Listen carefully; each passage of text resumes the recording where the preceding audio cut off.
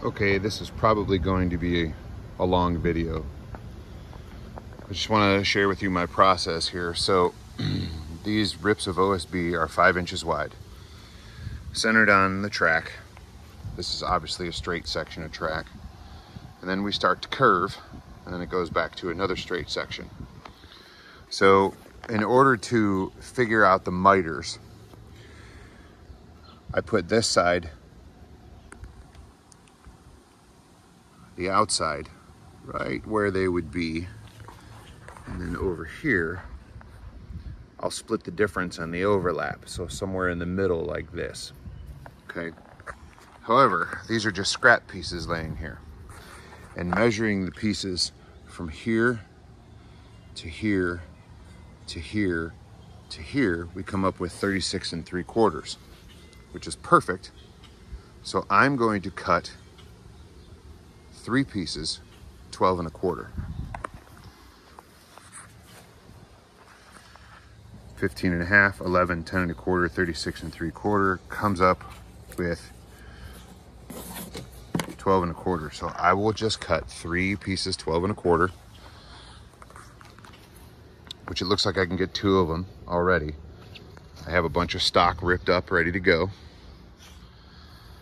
And we'll see if we can't get the miters to be consistent all the way through.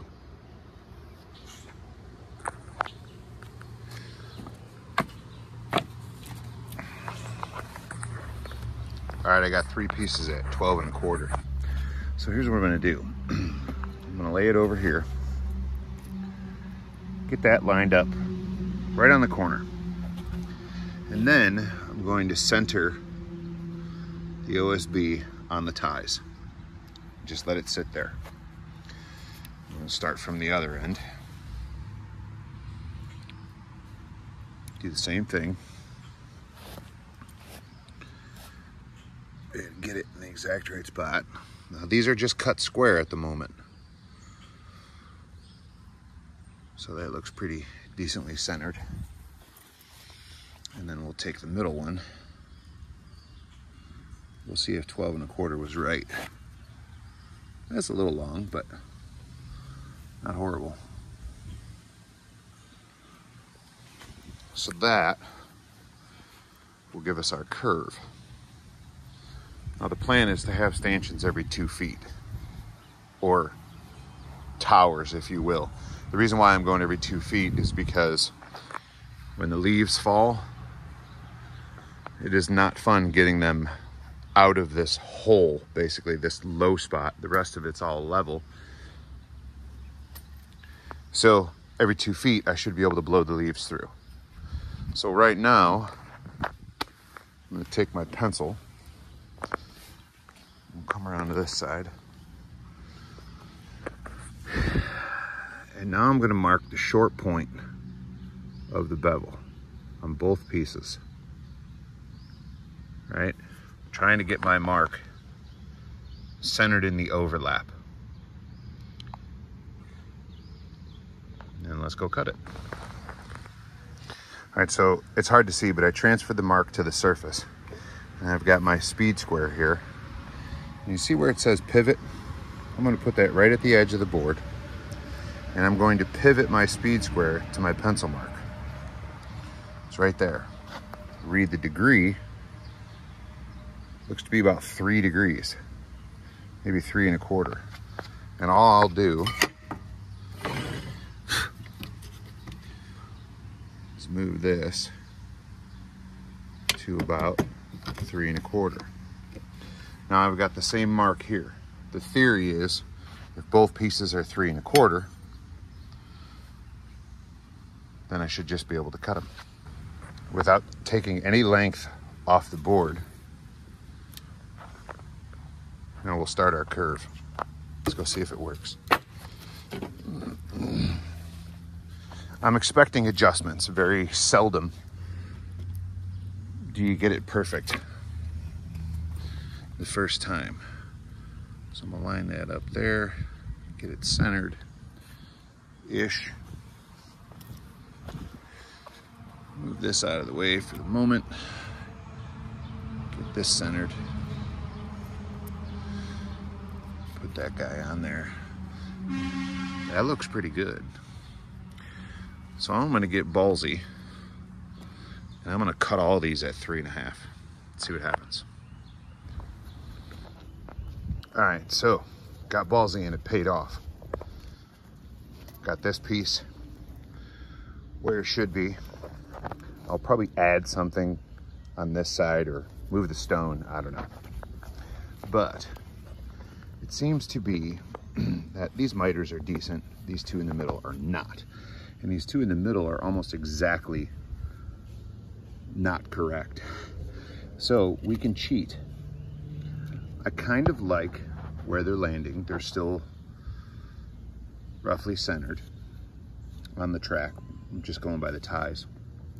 So what I will do is make an adjustment. I'll cut a new piece, make it, I don't know, 1/2 inch longer, lay it down here first, and then draw pencil lines, and that's where I'll cut.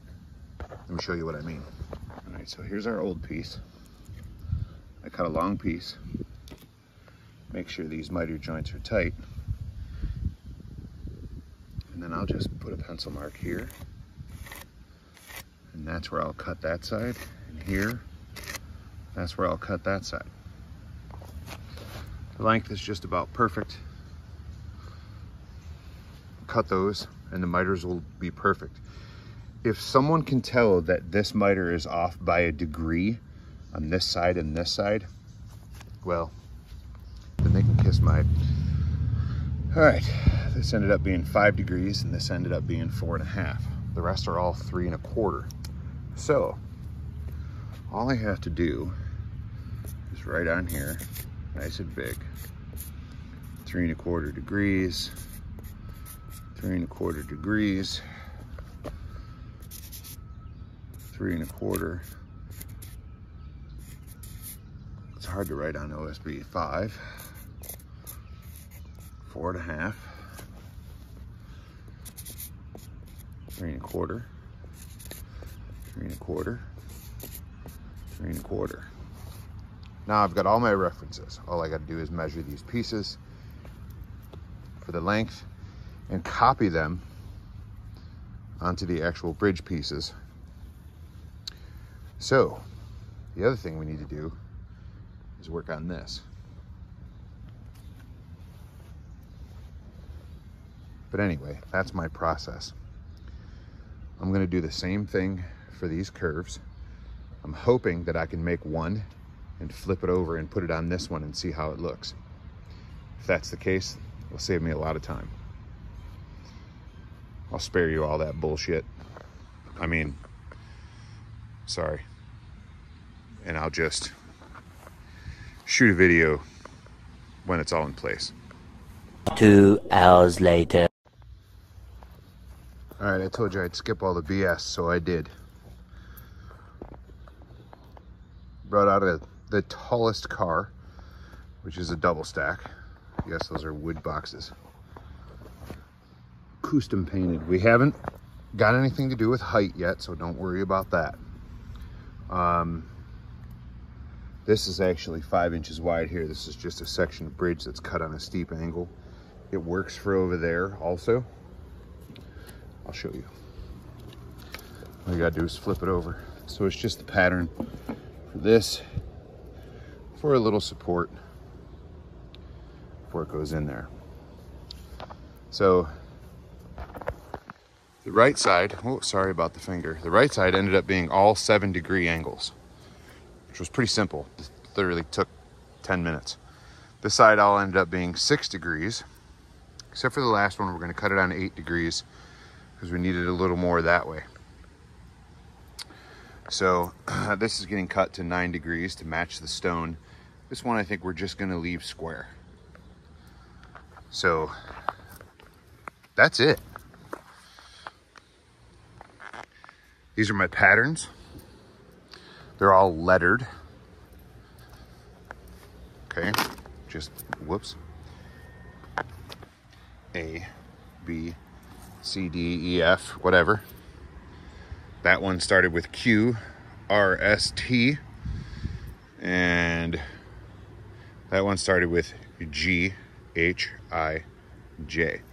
So we got all our pieces. Tomorrow we're going to get the bridge sections out of the motor oil and hang them like sausages.